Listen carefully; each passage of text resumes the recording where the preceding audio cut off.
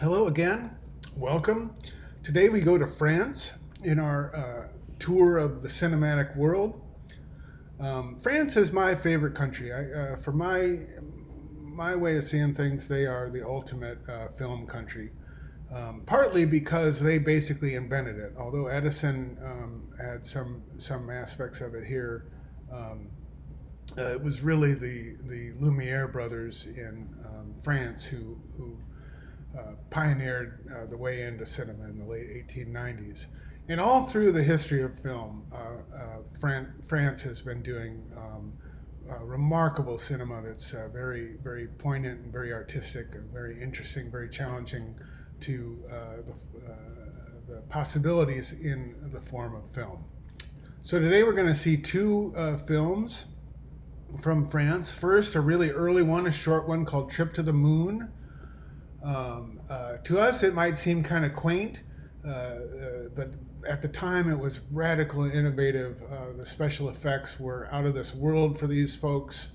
And it's a great, fun little story. I think it'll be interesting to watch from the perspective of the 21st century.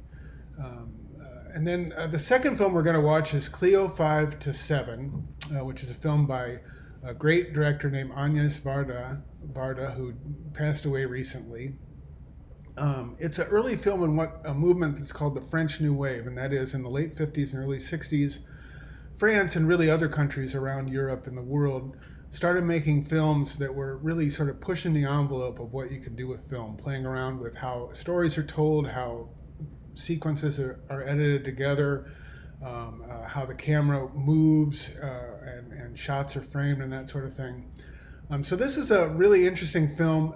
It's innovative for the time because it shows, it's an hour and a half long film, and it basically unfolds in real time. It's a story of a young woman, very beautiful woman, who is a popular singer who just has a hit on the radio and sort of at the dawn of her great career in life.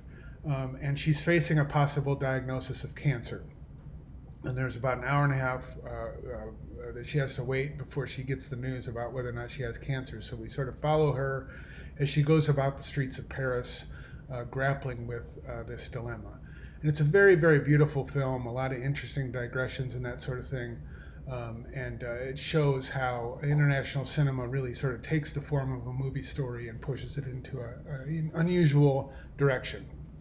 And if there's a main theme in the two films that I put together today for you to consider, that is the way film conquers or controls our sense of time and space. So with the first film, you have a trip to the moon, and they are able to shorten the distance, the great many miles of distance between the Earth and the moon, and tell the story in 13 minutes of this great adventure going up there and seeing all these strange creatures. And then similarly, Agnes Varda's film goes in the different direction, where it tries to show life as it unfolds in real time and that sort of thing. So I want you to think about sort of what this says about the range of potential in cinema, what it is like for you watching it as a viewer, and what it makes you think about the human experience. So have fun and happy viewing.